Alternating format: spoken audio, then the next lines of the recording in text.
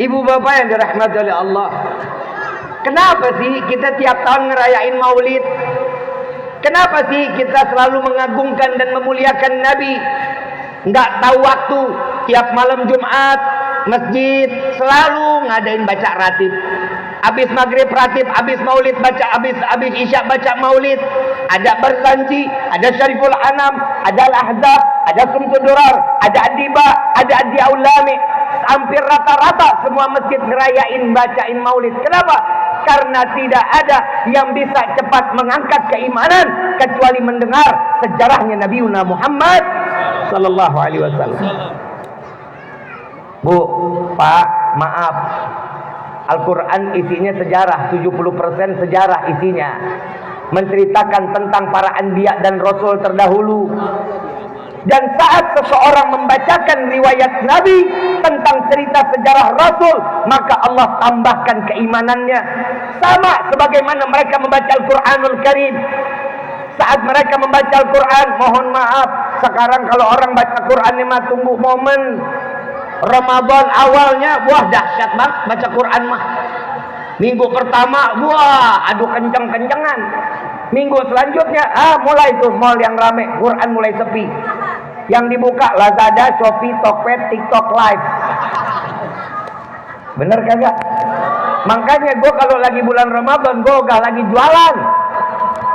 Kalau datang bulan Ramadan, Pak, mohon maaf, kalau Rizky ikut jualan di TikTok, insya Allah rame Pak yang beli, Pak. Rame yang beli. Tapi kenapa? Ntar orang bilang lagi, ya Habib Ramadan bukan yang ngaji malah jualan. Bukan salah aja gua. Orang di mana-mana yang baik tetap salah. Namanya juga akhir zaman. Orang baik salah, orang salah. Oh, orang gila namanya, orang salah baik. Yang namanya manusia paling senang nyari kesalahan orang, betul apa enggak? Betul apa enggak? Coba ngaca. Punya kaca di rumah, punya? Bisa ngaca, bisa. Sebelum nyalahin orang, coba tanya diri kita, kita udah bikin salah apa sama Allah? Kita udah berbuat salah apa kepada makhluk Allah? Yuk tanya diri kita dulu dong. Pantas Imam Syafi'i bilang, Imam Syafi'i mengatakan, ada satu murid nanya, nih kenapa panitia dari tadi kagak ada yang berhenti, mundar-mandir nggak kelar-kelar. Gue lagi bingung, panitianya muter lewat belakang panggung jauh lebih baik. Kalau lewat depan mata gue kagak sanggup. Terus ini, pokoknya kalau ada panitia yang lewat lagi gue tutup doa. Tadi Pak RW lagi ngomong kagak ada yang berani panitia mundar-mandir. Takut dicabut kali KTP-nya ya. Sampai mana tadi tuh? Apa? Ngapa Imam Syafi'i yang ngaji cuman bapak-bapak di sono mundar-mandir, ibu-ibu lu ngomong apa sih? Imam Syafi'i ditanya sama muridnya, wahai guruku, ada dua yang baik, ada dua sifat manusia. Ada orang kelakuannya baik,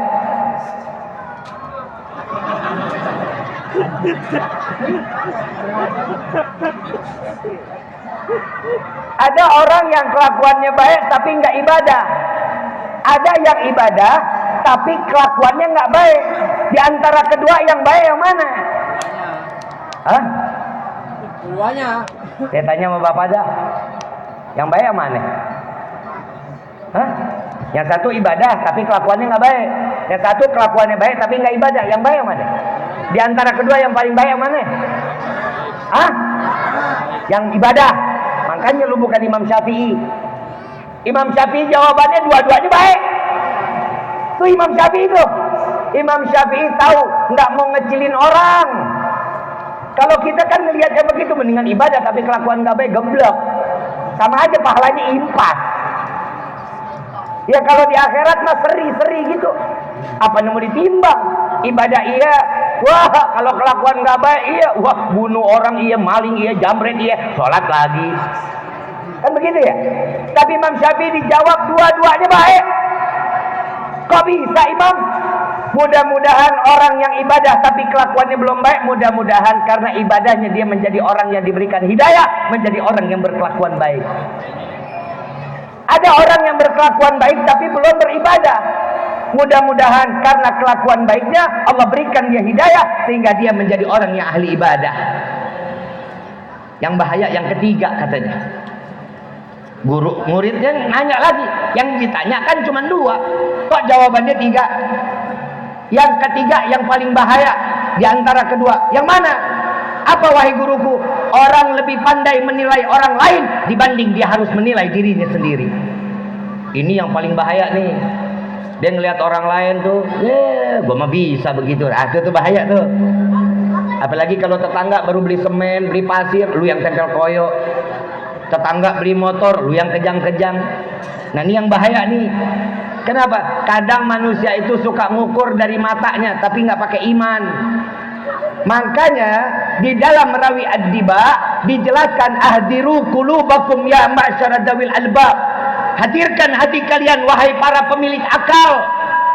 Kenapa yang ditanya, yang ditegur hadirkan hati kalian wahai para pemilik? Karena manusia Allah titipkan iman, adanya di mana? Adanya di mana? Hati.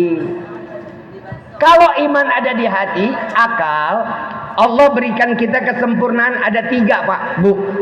Yang pertama, manusia punya akal, manusia punya hawa nafsu, manusia punya iman. Ini bedanya kita sama binatang. Kita beda sama makhluk Allah lainnya. Kalau malaikat Allah ciptakan tidak punya hawa nafsu, tapi punya iman. Imannya balance, segitu aja, nggak naik nggak turun. Kalau kita bisa naik, bisa. Kapan iman kita lagi naik? Apa? Lagi susah. Kontrakan belum dibayar, cicilan motor mau ditarik leasing. Kalau hidup lagi susah, iman naik, sholat lama bisa sampai berjam-jam, 1000 rakaat juga jadi. Jidat aja saat sujud, jidat sampai pindah ke belakang. Saking lagi iman naik gitu. Betul apa kagak? Orang sini mah enggak, orang sini mah ahli ibadah. Orang sono yang begitu tuh. Kapan iman kita lagi turun? Kalau kita hidup lagi senang. Hidup lagi senang, hidup lagi bahagia, lupa itu kita sama Allah.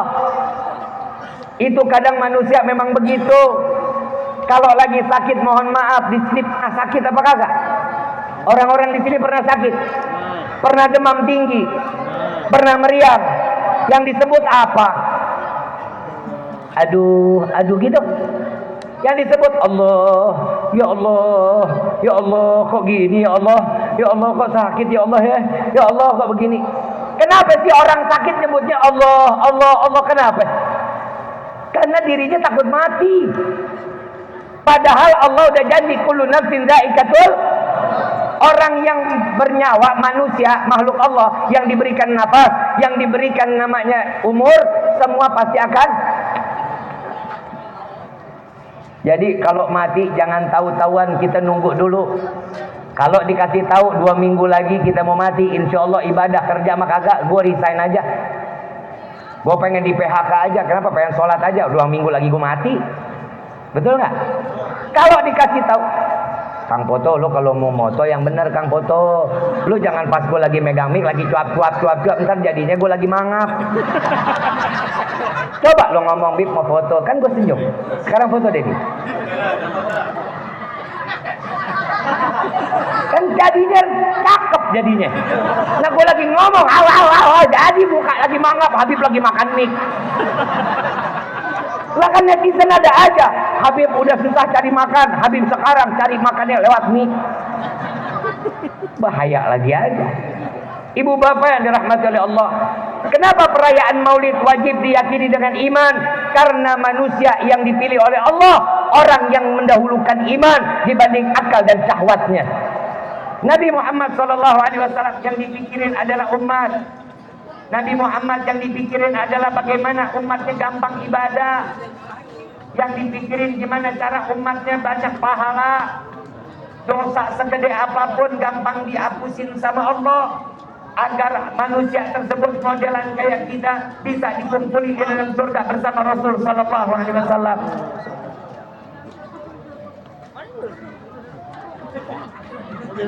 Mic-nya.